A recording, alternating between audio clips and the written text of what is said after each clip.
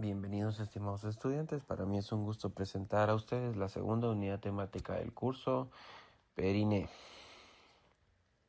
En esta ocasión, desde la virtualidad, estoy completamente emocionado de este nuevo tema, el cual, recuerden, el día jueves vamos a completar de forma presencial en el laboratorio. Sin más preámbulo, comencemos. En esta ocasión revisaremos Periné, que pertenece a la página 567 a 579.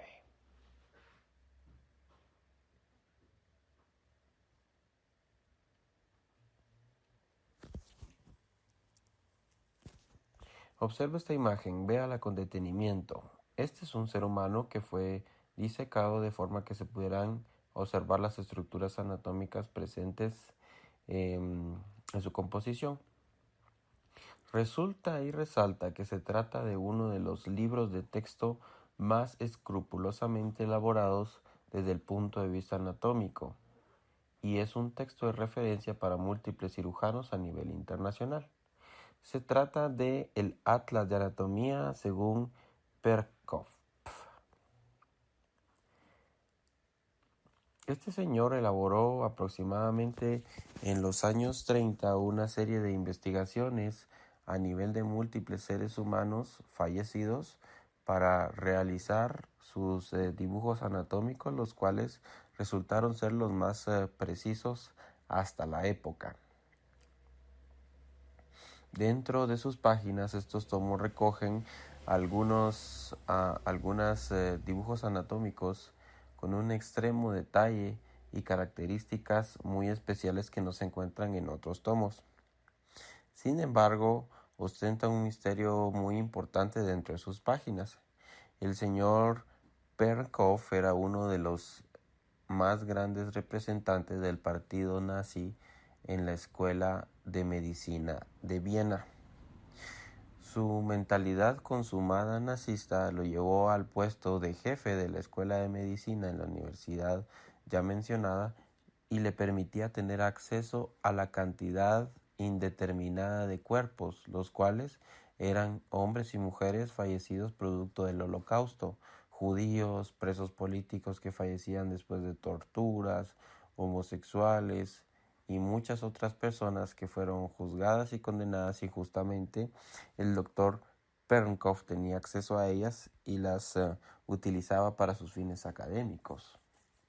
La pregunta que oscila en el ambiente es: ¿será adecuado que se utilice para el aprendizaje y la mejora de la práctica clínica un atlas tan acertado como el de Perkoff, o por su naturaleza tan terrible, por las condiciones en las que se tomaron los especímenes, debería ser prohibido y vetado de todas las escuelas médicas? Quédese con esa pregunta y permítame dar inicio con la temática que nos corresponde el día de hoy.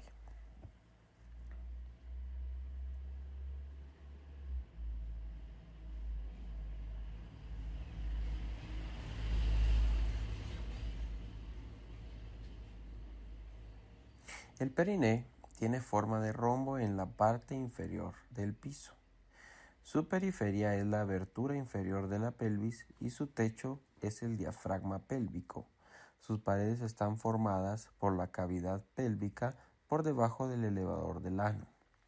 Una de las cuestiones más significativas del periné es que está formado por dos triángulos: el triángulo urogenital, que está sobre el eje horizontal, y el triángulo anal. En esta imagen ustedes pueden observar un rombo. El rombo representa el periné. En los laterales se observan las tuberosidades isquiáticas, que forman los vértices del rombo en el punto lateral. El vértice anterior es el pubis y en la parte posterior el coxis. Si dibujásemos una línea imaginaria formaríamos este rombo, el cual tiene paredes formadas por la cavidad pélvica, las cuales son ciertamente delgadas. Y si dibujásemos una línea entre cada tuberosidad isquiática, encontraríamos que se forman dos triángulos. un triángulo anterior que se refiere al triángulo urogenital y un triángulo posterior que se refiere a un triángulo anal.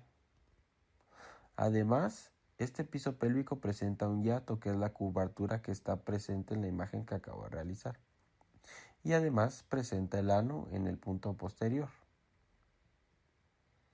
Recuerde, las paredes laterales de la pelvis forman este periné con forma de rombo, y la línea que les menciono entre las tuberosidades isquiáticas divide en un triángulo anterior y uno posterior. Uno anterior denominado triángulo urogenital y uno posterior denominado anal.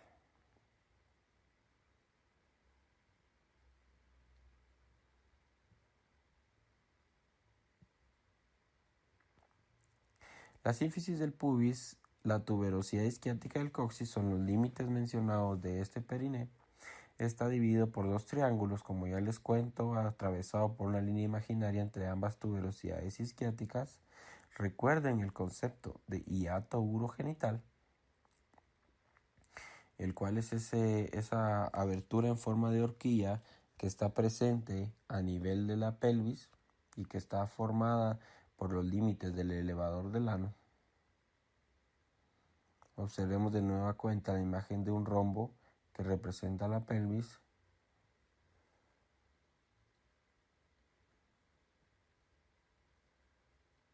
Observen la división entre triángulo urogenital y triángulo anal. Y el hiato que les menciono. La membrana perineal y el compartimiento perineal profundo son significativos.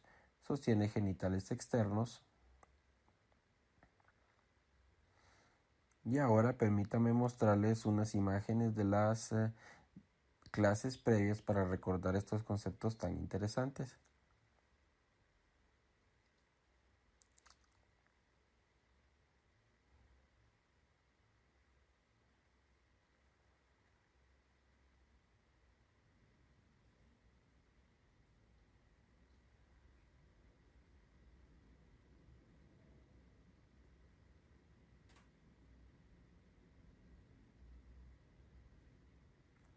Observen de nuevo la abertura inferior de la pelvis con sus ramas isquiáticas, sus tuberosidades isquiáticas y la pared más posterior formada por el coxis y los ligamentos sacrotuberosos. Y luego observen el piso pélvico formado por el elevador del ano y el músculo sacrocoxigio. Tienen una abertura sobre el triángulo urogenital en forma de hoz u horquilla.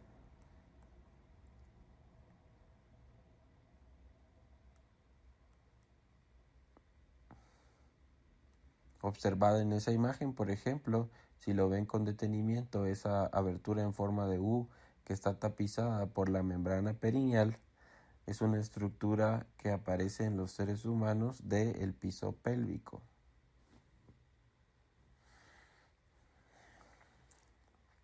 Muy bien, retomemos nuestra clase.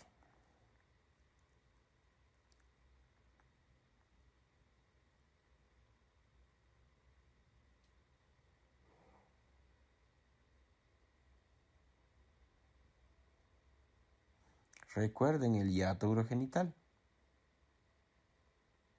Eso es lo que trato de mostrarles en esa imagen, el hiato urogenital, y luego está cubierto por la membrana perineal profunda y posteriormente esa membrana está asociada al espacio perineal profundo, que son un grupo de músculos que son importantes para producir ese cierre a nivel del triángulo urogenital. Los músculos transversos, el esfínter de la uretra, entre otros. Muy bien, continuemos con nuestras diapositivas. Sostiene los genitales externos y en las mujeres está perforado en 2 ocasiones y en los hombres únicamente en una. Continuamos entonces con esta imagen que delimita lo ya realizado, 2 triángulos, uno urogenital y uno anal, divididos por una línea imaginaria entre las tuberosidades isquiáticas y caracterizado por paredes como las ramas isquiáticas isquiopubianas o ramas inferiores del isquion, la sínfisis del pubis y posteriormente el coxis con paredes laterales como el sacrotuberoso. De nueva cuenta, la membrana perineal colocada justo encima en el hiato que establece el piso pélvico.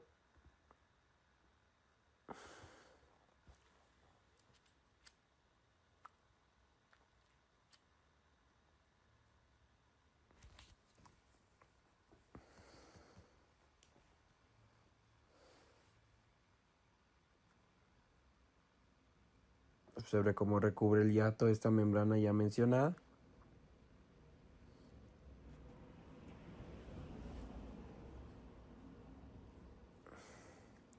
Las fosas isquianales son espacios que tienen forma de cuña que están presentes entre el elevador del ano y la pared lateral de la pelvis. Permiten la expansión del conducto anal y la movilidad del diafragma pélvico. Están en el triángulo anal. Observe esta imagen a continuación. Si usted se detiene a observar en la parte inferior cómo las flechas indican hacia lateral unos espacios justo debajo del sacro tuberoso, esos espacios no están rellenos por ninguna estructura. Y también se extienden hacia anterior justo por debajo de la membrana perineal. Esos espacios por lo general están rellenos de grasa en los seres humanos. Son recesos que se producen debido a las estructuras anatómicas que están relacionadas entre sí. Por ejemplo, veamos.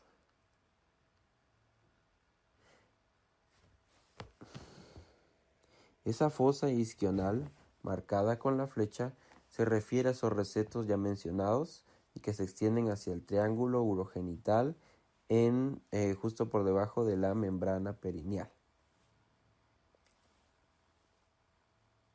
Están limitadas por músculo como el obturador del ano y el elevador del ano, así como estructuras óseas y, como les mencionaba, están rellenas de grasa. Tienen una relevancia significativa e interesante a nivel clínico. Permítanme explicarles por qué.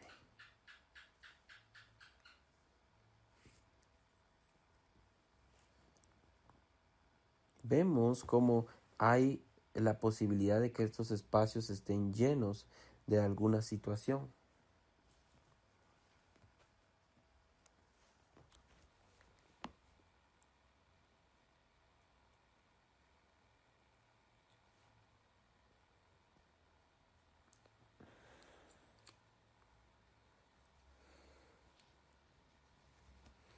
Continuamos. Los abscesos en la fosa isquianal.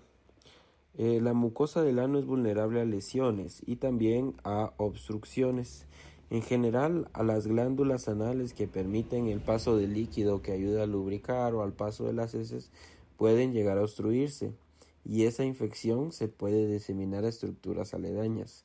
Una de esas estructuras es la que está justo por debajo del de las estructuras del piso pélvico, la denominada fosa isquiorrectal que observamos anteriormente. Cuando una infección se aloja en ese sitio, produce una serie de complicaciones como dolor, fiebre, malestar general, y la infección puede provocar inconvenientes a nivel de toda la cavidad pélvica.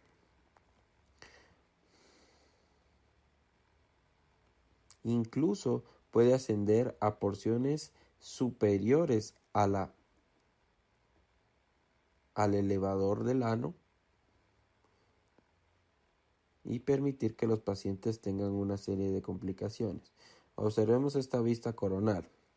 Aquí podemos observar justo inferior a los músculos elevadores del ano, en la fosa isquiorrectal, se refiere a la misma área que estamos describiendo en la imagen previa, solo que este corte está producido un par de centímetros por delante o hacia anterior de la imagen previa. Es ese punto que se puede llenar. Esta imagen será útil para una segunda imagen que veremos adelante, que está relacionada con una resonancia magnética. Retomemos la imagen previa. Se trata de la misma imagen, solo que un recorte un poco más hacia anterior.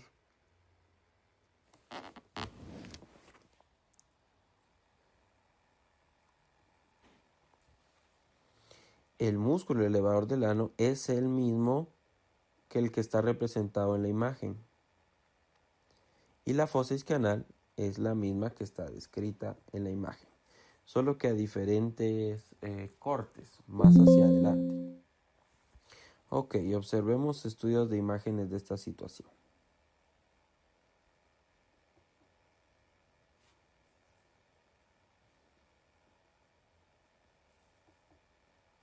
Se presenta a continuación el caso de un masculino de 35 años, el cual acude a la emergencia por fiebre y dolor localizado en la cavidad pélvica. Por lo general, los abscesos perianales o de la fosa isquiática se presentan no asociados a sintomatología rectal o gastrointestinal, sino fiebre y dolor. En este corte coronal, si tratamos de observar con detenimiento, bueno, identifiquemos en primera instancia una estructura. Por ejemplo, esa bolsa con un material blanco la podemos identificar como la vejiga. Observemos cómo inferior a la vejiga se produce una masa de tejido poco diferenciado, justo en la localización donde debería encontrarse la fosa isquioanal. Observemos esta imagen que tiene realce para ver con mayor detenimiento. Observamos inferior a la vejiga la próstata, se observa también la uretra que discurre de forma descendente y hacia lateral e inferior de la próstata del lado izquierdo del paciente. Permítame. Se observa el inicio de esta trayectoria con una opacidad mayor, líquido, una forma similar a una herradura lateral a la próstata, incluso desplazándola al espacio que corresponde a la fosa isquianal.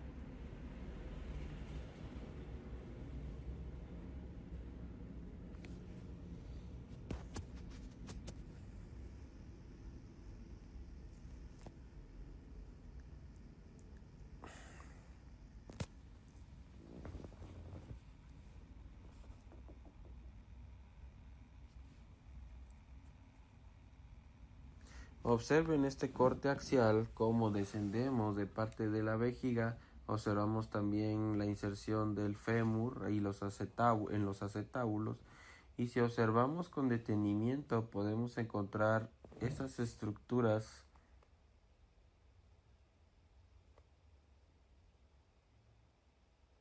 prostáticas y la presencia de esa estructura en forma de herradura con múltiples lóbulos y tabiques que no pareciera estar en el sitio adecuado.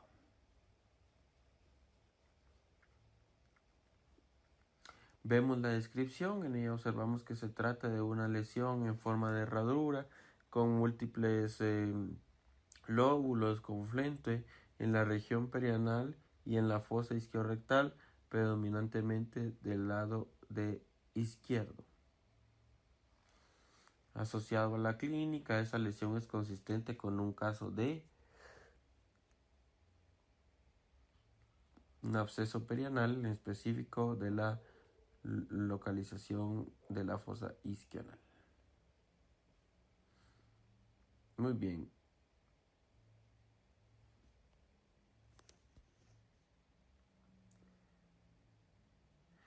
El triángulo anal. Los límites están dados por el sacrotuberoso lateralmente, la línea entre ambas tuberosidades anteriormente, el coxis posteriormente, el diafragma pélvico como techo y el orificio anal en medio. Tiene un esfínter anal externo, el cual es voluntario y está inervado por el pudendo. Importante, el pudendo, una estructura significativa, como lo mencionamos en el apartado de pelvis. Y es importante mencionarlo porque tiene 3 porciones este esfínter. Muy bien.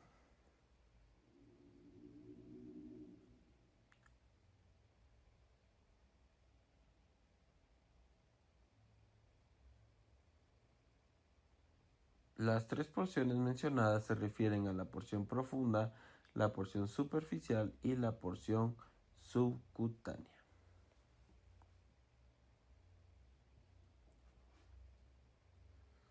Observe en cómo es que alrededor del ano se forma este esfínter anal externo. Sus fibras abrazan el ano. Obsérvelo también en esta imagen con detenimiento. Alrededor del ano puede encontrar usted que el esfínter anal se divide en una porción profunda, una porción superficial y una porción subcutánea. Ahora bien, el triángulo urogenital, que contiene las raíces de los genitales externos y las aberturas del aparato. Ya vimos en un primer momento un triángulo anal, ahora veamos un urogenital que en las mujeres está perforado en 2 ocasiones. Los límites están dados por las ramas isquiopubianas laterales, la línea entre las tuberosidades posteriormente y en la parte anterior la sínfisis del pubis. Recuerde que el techo es el elevador del ano, pero no en su totalidad, debido a que posee el hiato.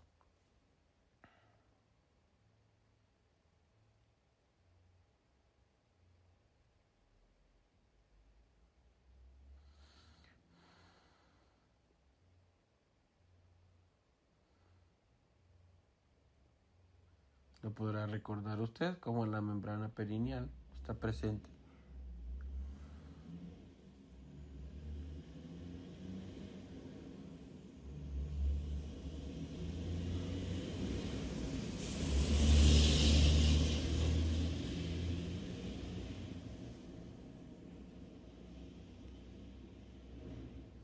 Y en la parte superficial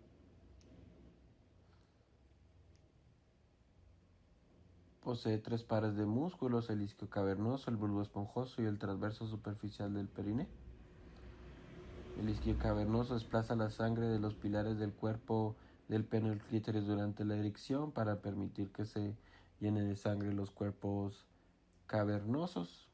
Lo puedo observar en la parte más lateral, adosado a las ramas isquiopubianas o las ramas inferiores.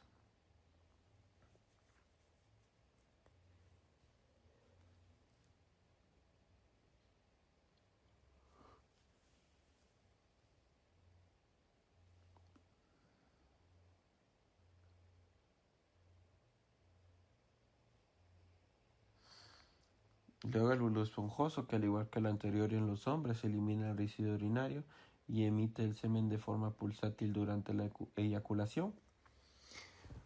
Recordemos para y dispara. El parasimpático permite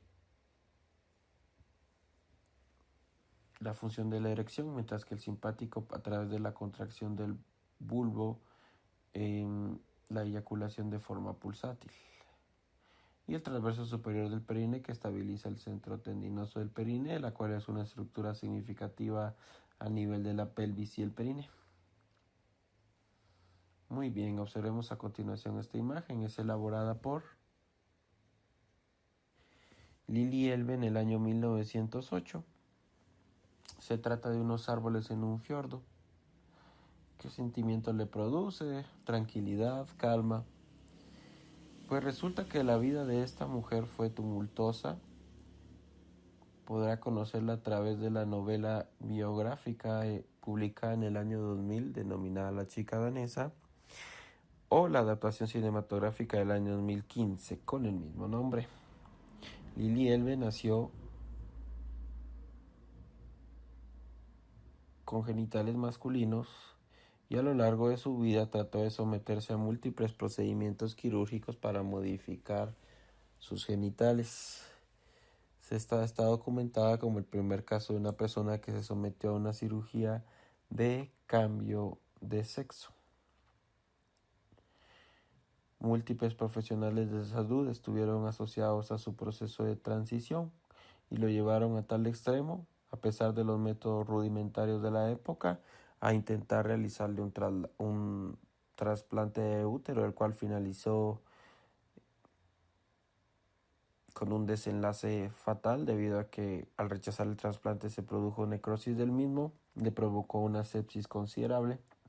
Sin embargo, su historia es Su historia y los médicos que estuvieron asociados a ella se consideran pioneros en la cirugía de cambio de sexo.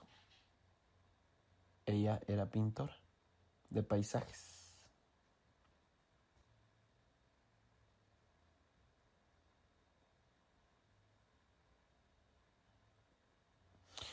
Finalmente, terminamos con la fascia superficial del triángulo urogenital. Es la continuación de la fascia superficial de la pared del abdomen anterior. Se le denomina también la fascia de Coles y se inserta en la membrana perineal y lateralmente en las ramas isquiopubianas. Define los límites del compartimento perineal superior de manera que rodea al escroto y al pene o a los labios y al clítoris. Se continúa hacia la pared abdominal por encima de la sínfisis del pubis y es fundamental a nivel clínico porque las acumulaciones de líquido o infecciones, en vez de acercarse también hacia las regiones anales y el muslo, permanecen encapsuladas en la región del triángulo urogenital. Observe la imagen a continuación, en donde observa el punto en el cual esa membrana se asocia intrínsecamente al borde libre del triángulo urogenital en la parte posterior de la membrana perineal y produce esta división tan significativa. Aparta ambas estructuras, ambos triángulos, para impedir el paso del líquido a otro de forma indiscriminada. Agradezco mucho su atención. Cualquier cosa, estoy completamente a la orden. Tenga una excelente noche. Bendiciones.